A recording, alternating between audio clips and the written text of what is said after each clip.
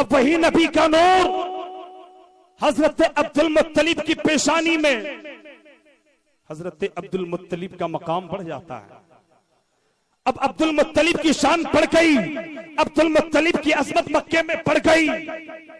अब वही अब्दुल मुत्तलिब मेरे मुस्तफा के दादा एक दिन गए खाना-ए काबा का तवाफ करने के लिए। खाना-ए काबा का तवाफ करते हैं, थक गए, हजरत अब्दुल मुत्तलिब वहीं पे सो जाते हैं। सोने के बाद सोकर जब हजरत अब्दुल मुत्तलिब उठते हैं, मक्के के सरदारों ने देखा था कि अब्दुल मुत्तलिब के सर पे किसी ने तेल भी डाल दिया है, अब्दुल मुत्तलिब की आंखों में किसी ने सुरमा भी लगा दिया है, अब्दुल मुत्तलिब के जिस्म पे एक कीमती लिबास भी डाला हुआ है। मक्के के सरदारों ने पूछा था कि ए अब्दुल मुत्तलिब, मक्के में किसी के घर पे तेल भी नहीं है, तुमने अपने सर पे तेल लगाया कहां से? ए अब्दुल मुत्तलिब, किसी के यहाँ सुरमा भी नहीं है, तूने सुरमा लगाया कहां से? ए अब्दुल मुत्तलिब, मक्के के बड़े बड़े सरदार इतना कीमती लिबास नहीं पहन पाते, तुमने ये इतना कीमती लिबास लाया कहां से? तो अब्दुल मुत्तलिब ने कहा था कि लोगों, इसमें अब्दुल मुत्तलिब का कोई कमाल नहीं है, अगर कमाल है तो मुस्तफा के नूर का कमाल है, नूरे मुस्तफा का। नारे भी, नारे रिसालत, फैज़ मदीना। माशाअल्लाह, कुछ देर सुने आप हज़रात, माइक बस थोड़ा साथ दे दे तो इंशाअल्लाह मैं कुछ बोल जाऊंगा। सुने आप हज़रात, बड़ी मेहरबानी होगी। रब ने उसी नूर को हजरत आदम से हजरत अब्दुल मुत्तलिब की पेशानी में, अब अब्दुल मुत्तलिब से मेरे आका के बाबा हजरत अब्दुल्लाह की पेशानी में नबी का नूर चमका है। मुस्तफा की विलादत बयान करने जा रहा हूं, नबी की पैदाइश बताने जा रहा हूं।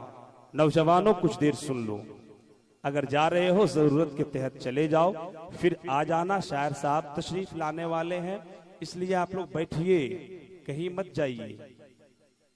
हाँ, जिनको जाना है वो जा सकते हैं भाई, मैं जबरदस्ती रोक भी नहीं सकता, अगर रोकूंगा तो फिर जलसा खत्म हो जाएगा, फिर भी आप नहीं उठोगे, इसलिए कहोगे कि हजरत जब जाना था तो आपने जाने ही नहीं दिया, आप जाके क्या करेंगे, कपड़ा बिल्कुल गंदा हो चुका है। तो ऐसा मैं नहीं करूंगा। जिनको जाना है वो जरूरत के तहत जा सकते हैं और जरूरत पूरी करके आकर के बैठ सकते हैं। कुछ देर सुन लें। अब वही नूर हजरत अब्दुल मुत्तलिब से हजरत अब्दुल्ला की पेशानी में, हजरत अब्दुल्ला से वो नूर हजरत आमिना के शिकम अतहर में मुंतकिल हो गया। सुभान अल्लाह। अब नबी का नूर हजरत आमिना के पेट में, या यूं कह लिया जाए कि मेरे मुस्तफा अपनी मां के पेट में, मेरे मुस्तफा नबी ये कौनैन मां के शिकम अतहर में है। नबी की सीरत लिखने वालों ने लिखा है कि अभी मेरे मुस्तफा तशरीफ नहीं लाए, हजरत आमिना के शिकम में है। जमाने में इनकलाब आना शुरू हो गया। जमाने में इनकलाब क्या आया कि बड़े बड़े बादशाहों के तख्त ताज झुकने लगे, और यहां तक आया है नबी की सीरत लिखने वालों ने लिखा है कि मेरे मुस्तफा का नूर हजरत आमिना के शिकम में आया। हमालतिल अश्जार, दरख्तों ने फल देने लगे, जो दरख्त कभी फलता नहीं था। मुस्तफा का नूर अभी माँ के पेट में, मेरे मुस्तफा अभी माँ के शिकम में आए हैं। जमाने में इनकलाब आना शुरू हो गया है। जो दरख्त कभी फल नहीं देता था वो दरख्त भी फल देने लगा है। जमीन सरसब्ज शादाब होने लगी है, जमीन में हरियाली आने लगी है। कुरैश के लोग सख्त कहत साली में मुब्तला थे, मगर उस साल का नाम खुशहाली का साल रख दिया गया है। सिर्फ इतना ही नहीं, इन्नल मखनूदा कदिन तकला इला बतन सय्यदतिल कायनात आमिना सलामुल्लाहि अलैहा अल्फा अल्फा मर्रा। आसमानों में ऐलान कर दिया कि मुबारक हो, मुबारक हो, नबी ये कौनैन का नूर हजरत आमिना के शिकम में आ चुका है, मेरे आका आमिना के पेट में आ चुके हैं,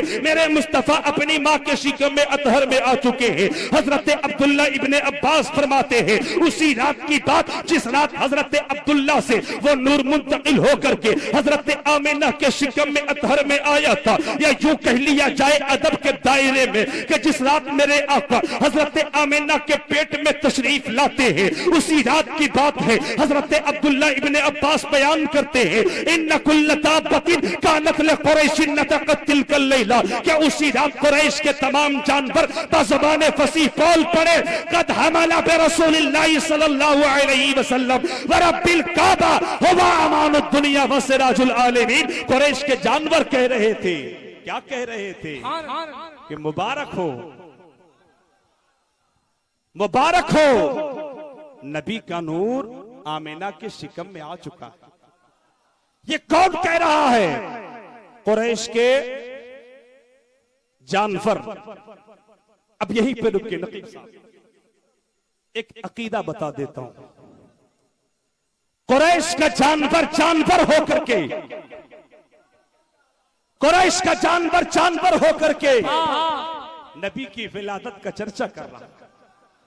कुरैश का जानवर जानवर होकर के नबी की मीलाद मना रहा है, नबी की विलादत की बातें कर रहा है, नबी की पैदाइश की बातें कर रहा है। अब अगर कोई दो पैर का जानवर ये कहे कि नबी का मीलाद मनाना बिदअत है, नबी का मीलाद मनाना शिर्क है, नबी की मीलाद नहीं करना चाहिए, उन्हें डंके की चोट पे कह देना कि नबी की मीलाद तुम कहते हो नहीं मनाना चाहिए। अरे सुनो, अगर तुम नबी की मीलाद नहीं मनाते हो तो तुम इंसानी शक्ल में कुरैश के जानवर से भी बदतर हो। इंसानी शक्ल में कुरैश के जानवर से भी बदतर हो। अब आगे देखें, टाइम है आपके पास, सुनेंगे? अब देखें, हजरत अब्दुल्ला इब्ने अब्बास फरमाते हैं, उसी रात की बात जिस रात नबी का नूर हजरत आमिना के शिकम में आया। अगर आज की किसी मौलवी की बात होती, किसी पीर की बात होती, किसी मुहक्किक की बात होती, किसी मुहद्दिस की बात होती, किसी मुसन्निफ की बात होती तो कोई रद्द कर देता, लेकिन ये किसी और की बात नहीं बल्कि जलीलुल कद्र सहाबी रसूल की बात। हजरत अब्दुल्ला इब्ने अब्बास फरमाते हैं कि मर्रत वहुशिल मशरिक़ इला वहुशिल मग़रिबि बिल बशारा, कि अगर पूरब का जानवर है तो पश्चिम के जानवरों को नबी की आमद की खुशखबरी सुनाने। पूरब का जानवर पश्चिम के जानवरों से कह रहा है मुबारक हो, मुबारक हो, नबी आने वाले हैं। कौन कह रहा है ये? पूरब का जानवर पश्चिम के जानवरों से कह रहा है, पश्चिम का जानवर पूरब के जानवरों से कह रहा है। गोया के नबी की आमद पे, नबी के आमद पे कायनात का जर्रा जर्रा खुशियां मना रहा था। जानवर भी कह रहा था नबी आने वाले हैं, जो इंसानों का नबी नहीं बल्कि हम जानवरों के भी नबी बन के आ रहे हैं। समंदर की मछलियां कह रही थी वो नबी आने वाले हैं, सिर्फ इंसानों के नबी नहीं बल्कि समंदर की मछलियों के नबी है। नबी की आमद पे कायनात का जर्रा जर्रा खुशियां मना रहा था। ये जमीन भी झूम रही थी, आसमान भी झूम रहा था। नबी की आमद पे पूरी कायनात खुशियां मना रही थी। अगर कोई रो रहा था तो वो इब्लीस था जो जबल अबू कुबैस पे चढ़ के रोए जा रहा। कौन रो रहा था? इब्लीस। कब? नबी की पैदाइश पर। आजकल भी कुछ लोग रोते हैं, समझ गए? समझ गए? बस आज कल भी कुछ लोग रोते हैं। जब जबल अबू कुबैस पे चढ़ करके इब्लीस, शैतानों का कौन है वो सरदार, क्या है? शैतान